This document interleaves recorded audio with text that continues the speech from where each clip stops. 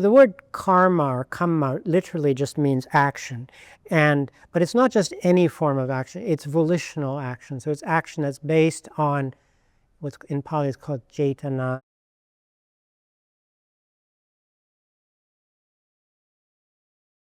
I think a more pertinent way of discussing this is what are some of the misconceptions of karma today, and what are the original, say, at least in the Pali Canon, how is karma described. One is retributive justice, basically that what follows you from one life to the next, sort of like a form of punishment or reward, and the other is fate and destiny.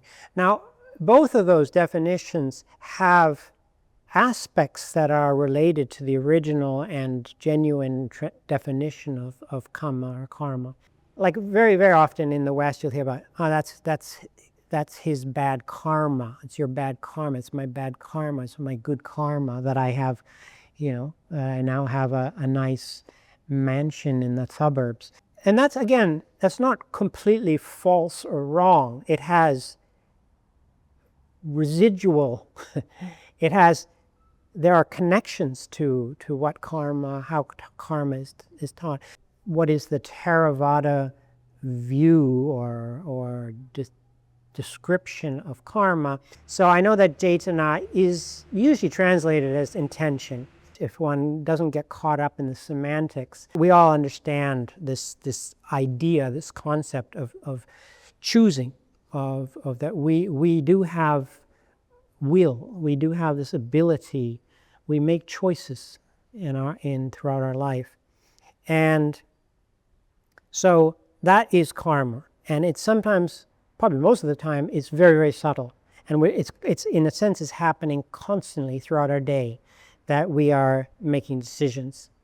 And some of them are very insignificant, but some of them are very significant. It's in the chapter on the dependent origination where Prapayutta talks about that we actually think we have free will, a lot of it.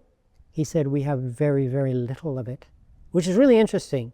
And I'm not saying he's right or the others are wrong. I'm just saying as a reflection, that's really interesting. We think we're in control. We think, here I am steering my way through life, and turn right, turn left, do good, whatever, don't be greedy.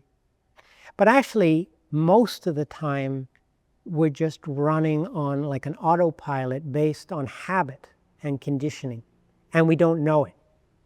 So we still end up going to bed at night thinking, I have free will.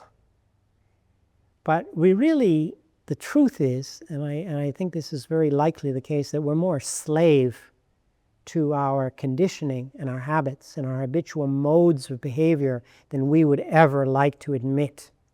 And those opportunities where we really have free will, where we can see through the mist and say, yeah, this is how I want to steer the boat, the ship, those are important moments, and we want to try and improve that through cutting through delusion and greed and hatred, and being more having a more even keel.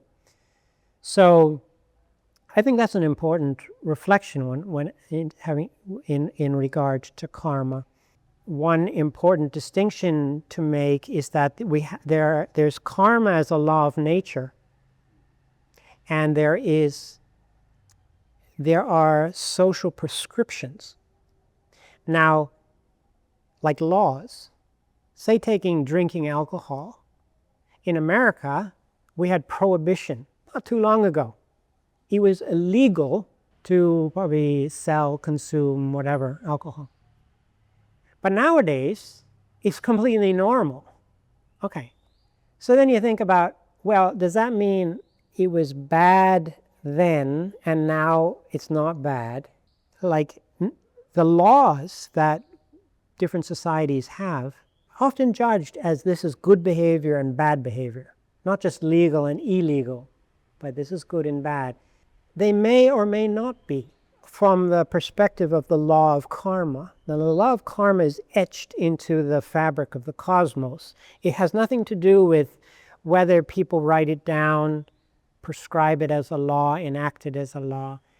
So the words good and bad are not very useful in this context, and this is why the Pali kusala, akusala are, and why I think it's very important in a Buddhist discussion to introduce those terms to English-speaking Buddhists or people interested in Buddhism, so that they understand that those are usually translated as skillful and unskillful. And so that's tied in more with karma as a niyama, as a part of the natural order.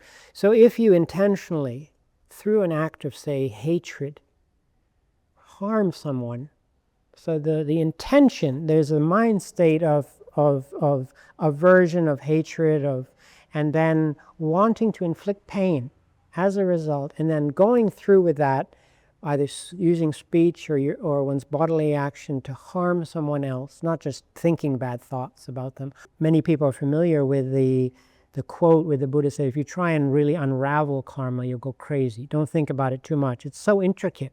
It's like trying to follow every electron and proton that's going zipping around. It's just better to just keep our feet on the ground, stay with basics. But having said that, it's important to integrate that into our practice. So ask ourselves, even this reflecting on these words, skillful, unskillful, like where do these actions lead? Does acting in this way promote well-being? Does it promote peace of mind for myself and others? Or does it cause turbulence, conflict, turmoil, and violence?